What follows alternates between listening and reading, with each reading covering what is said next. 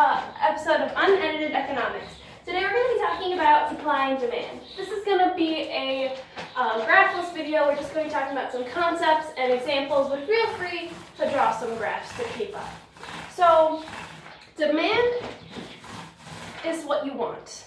You as the consumer, possibly you as a supplier, you as a country, that would be aggregate demand. So let's just talk about how we're going to find demand on a graph.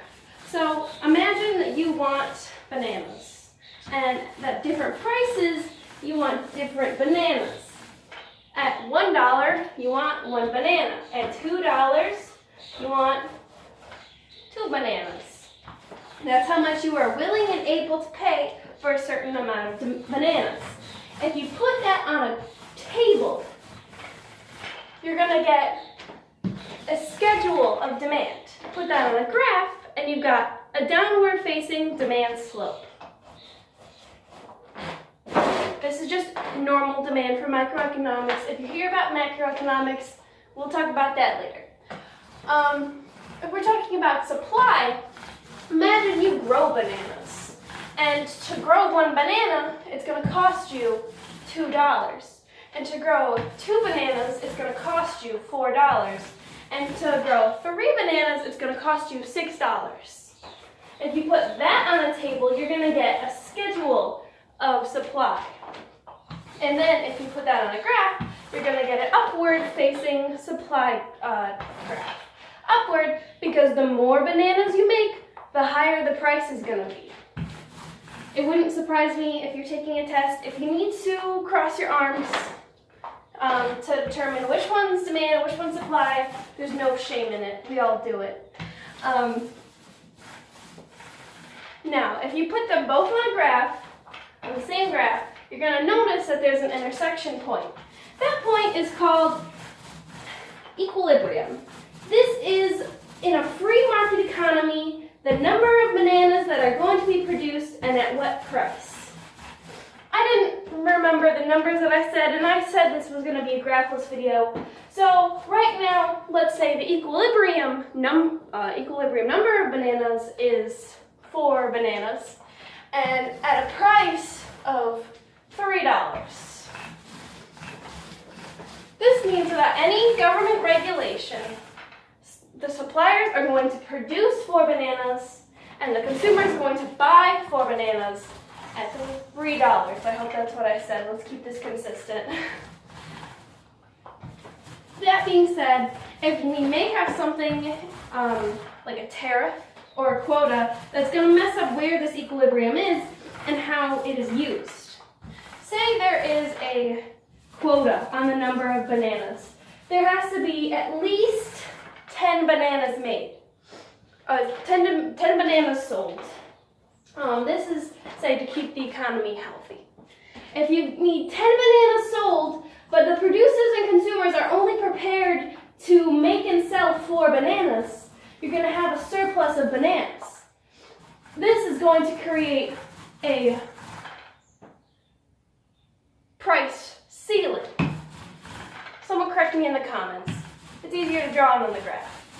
A price ceiling means there's going to be a surplus of bananas, which means someone's going to absorb a loss. Because this depends on taxes.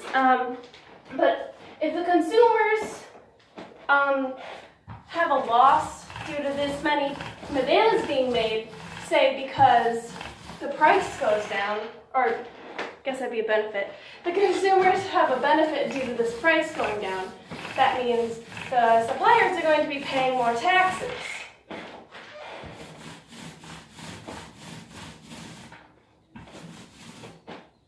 However, if there's a tariff, and that means there's going to be less bananas brought into the market, maybe to protect American bananas, or whatever country this is, that means we're going to be facing a shortage. Now, a shortage of bananas is going to create a price floor, or price ceiling. You got to draw the graph. You know the difference. A price floor is at the top of the graph, because the price can only be above. A price ceiling is going to be at the bottom of the equilibrium because you can only go below. On the AP test, there actually was an example where they put a price floor underneath the equilibrium. You really have to focus on the situation and know whether it's a price ceiling or a price floor. Just remember, the price stands on a floor, it stands underneath a ceiling. Doesn't say anything about walls. So let's talk a little bit more about demand. So people in general have an unlimited amount of wants. There's always something more that they can have, and this is especially true when you look at capitalist economies. There's always a bigger house you could get, there's always another car, you can always get more food. There's never going to be enough, especially when we're talking about a large group of people. That being said, say you are buying bananas, and after you eat 10 bananas, you're going to get sick. This is going to lead to diminishing marginal returns, which is the loss from one more banana eaten. This is going to lead people to find a maximum of bananas that they are going to buy. And this diminishing marginal benefit, did I say returns? Benefit. Diminishing marginal benefit is going to lead to where that demand of the bananas are. That is why demand is downsloping, diminishing marginal benefit.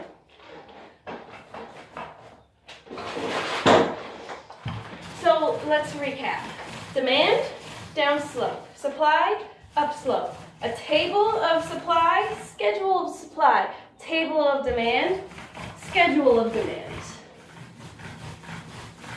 Then we got tariffs, quotas, price floors, price ceilings.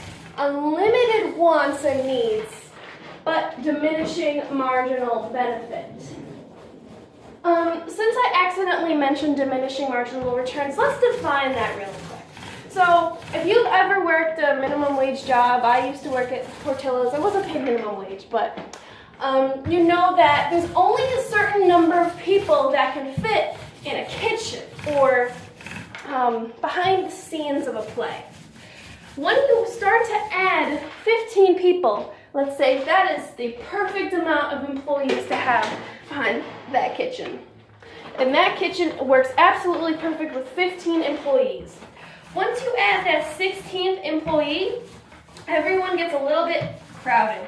Too many cooks in the kitchen. And suddenly, things don't happen as fast. Or sometimes people are standing around waiting for some kind of equipment, not doing anything, but still getting paid. Now, this may be great for those of us who don't like working, but for a company, this can lead to diminishing marginal returns. So remember, there's diminishing marginal benefit, and there's diminishing marginal returns. How much time do I have left? Plenty of time left. Now, let's talk about when supply and demand shift. Supply changes due to something called supply shocks. Supply shocks are pretty much anything that will change the number of products that are allowed into a market.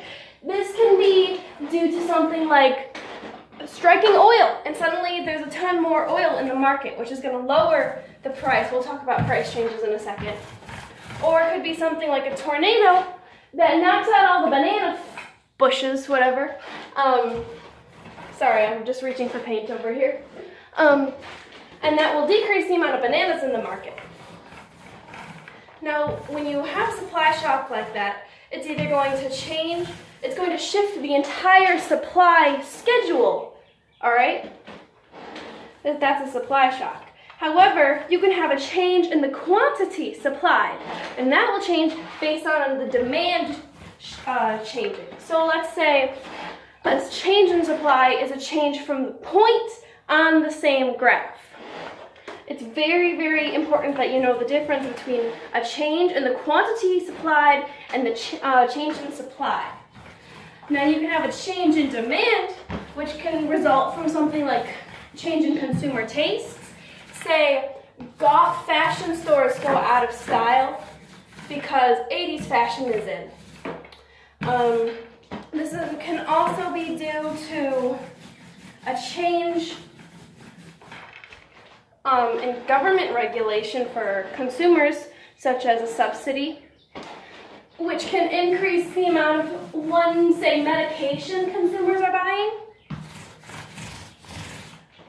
Now, this is going to change your entire demand schedule, left or right.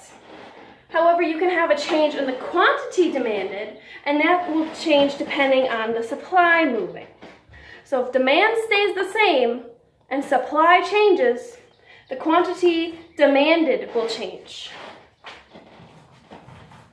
Quantity is the key word there. If you're answering some kind of non-multiple choice question and you forget to include that word supply, you're going to be screwed. So change the word quantity, you'll be screwed. So let's talk a little bit more about supply shocks. Just because it's got the word shock in it doesn't necessarily mean it can't be foreseen, such as if there's some kind of quota or tariff being discussed in Congress, you're going to see prices in the stock market changing due to what we call prospecting. This is a lot of what happens in changes in the stock market. It's not due to people drawing supply and demand graphs and seeing the future and knowing there's going to be a change in demand or a change in supply or change in demand quantity, changes the quantity of demand demanded. It's hard to do this when you're not talking about a particular item. However, people guessing can change the demand or supply, also known as euphoria, where you think something's going to sell really well. This can lead to dramatic changes in the demand supplied, changes in quantity demanded. This is why these videos are for me. If anyone's watching this video and doesn't know what I'm talking about, leave. I'll just confuse you. Or maybe come back to this video and then you can start correcting me. It's just hard to do this on a graph. I'll draw a graph on here. Actually, during the AP test, God, I studied so much for macro, and I mix up supply and demand. I guess my number one tip for AP testers is to get an erasable pen. Because if you've never taken a test like this before, they give you a grid to draw your graph in. And so on a normal AP test, if you mess up, you can just scratch it off and move to the next lines down. However, with this grid, if you mess up, there's really nowhere for you to go.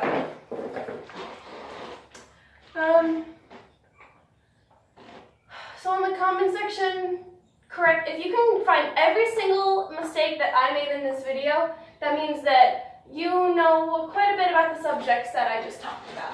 However, if you've never heard about these subjects, you probably shouldn't be watching these videos, because I have no scripts, and I'm just doing this because I'm bored. And haven't been enrolled in an economics class in a year and a half. Oh, that does look a little bit better, doesn't it? This is primer, by the way. Draw a graph, and then tell me if I'm wrong.